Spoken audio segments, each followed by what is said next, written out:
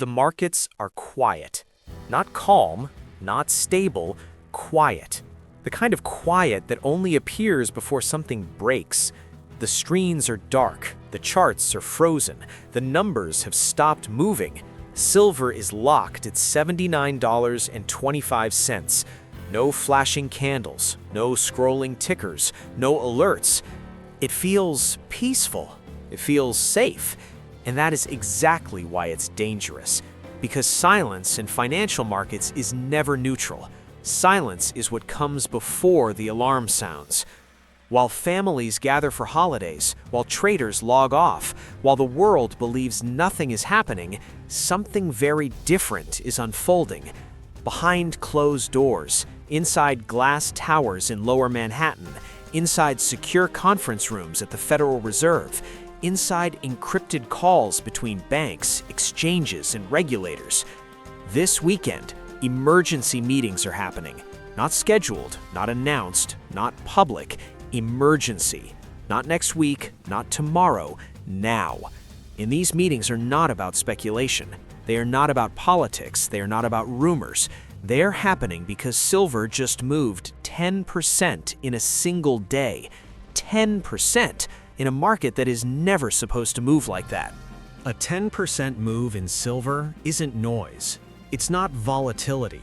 It's not just another trading day. Silver is not a meme stock. It is not a startup with hype and hope. Silver is a core structural asset. It sits at the intersection of industrial production, military hardware, energy infrastructure, financial risk modeling. Every solar panel uses it. Every advanced weapon system relies on it. Every electronic supply chain depends on it.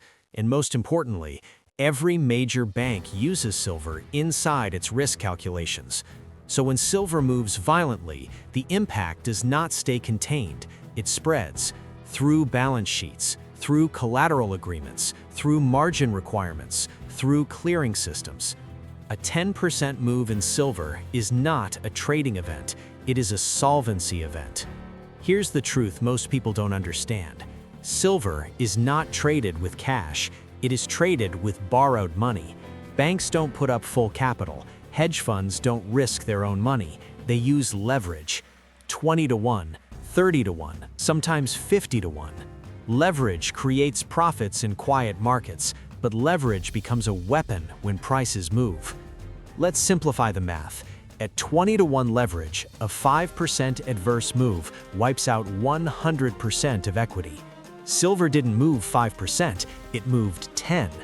That means any institution short silver with leverage above 10 to 1 is already wiped out. Not struggling, not stressed, insolvent. They don't have a problem, they have a hole. Now we reach the real danger, the clearinghouse. Every trade passes through it, every position depends on it. The clearinghouse guarantees settlement. If one bank fails to pay, the clearinghouse pays instead. But what happens if the clearinghouse can't pay? Trading stops, not slows, stops. Markets freeze. Confidence evaporates. This is why these meetings are happening. Because if even one major institution opens Monday unable to meet margin calls, the damage spreads from one bank to the clearinghouse, to other banks, to the repo market, to the bond market, to the stock market. This is not theory. This is exactly how systemic crises begin. History doesn't whisper. It repeats, and it always leaves clues. Emergency weekend meetings only happen when the math breaks, liquidation would collapse the system.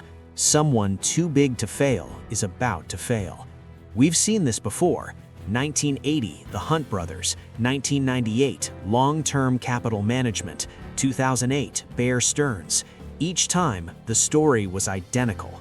They didn't solve the problem, they changed the rules.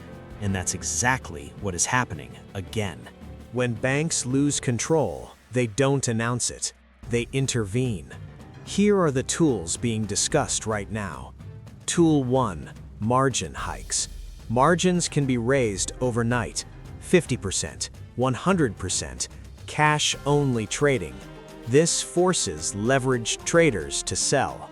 But there's a flaw. The biggest buyers of silver are not leveraged. Governments, industrial giants, central banks, defense contractors. They pay cash.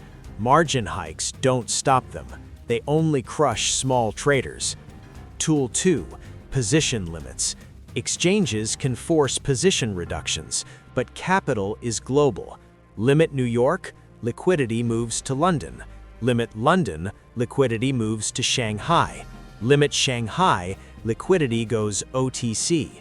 You cannot stop global demand with local rules. Tool 3. Liquidation-only trading. The nuclear option. No buying, only selling. This guarantees price suppression and destroys trust forever. If this happens, the credibility of U.S. futures markets is finished. Trust is the market. Lose trust, lose everything. Silver losses are not happening alone. Banks use government bonds as collateral, and bonds are already under stress, so now banks face a double squeeze. Silver liabilities rising, bond collateral falling. To survive, they must sell something. That's why stocks fall. That's why crypto falls. Not because those assets are weak, but because silver is draining liquidity from the system. This is how a silver squeeze becomes a macro event. Banks can manipulate paper. They cannot manipulate reality. They cannot control Shanghai premiums, coin shop inventory, industrial hoarding. If paper prices are capped, physical prices detach. New York stays at $79. Shanghai trades at $100. Every ounce flows east. Vaults empty. Intervention creates shortages faster. They are trapped. When systems lose control, narratives appear. Headlines will say, "Regulators monitoring volatility." Experts warn of silver bubble. Markets functioning normally. This is not information. It's psychological warfare. They need you to sell. But this time, the public is watching price. Confidence is cracking. And when confidence dies, price speaks. Liquidity will be thin. Fear will be thick. No one wants to be short. No one wants to sell. That creates a vacuum. When buying hits an empty market, price doesn't rise, it teleports. Above $85, control failed. Below $79, intervention occurred. Both paths lead higher. One is violent. Paper can be settled in cash. Physical cannot. If exchanges freeze, screens lie. Reality doesn't. $80 on screen, $120 in real life. That spread is the price of failure. If you hold physical, you're insulated. If you hold promises, you're exposed. If the Fed intervenes, they print. Printing saves banks. Printing destroys currency. Hard assets rise. Silver rises. They are trapped.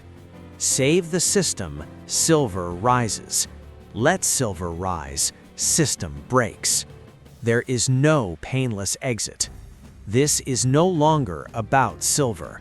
It's about debt that cannot be paid, leverage that cannot unwind, assets that cannot be printed.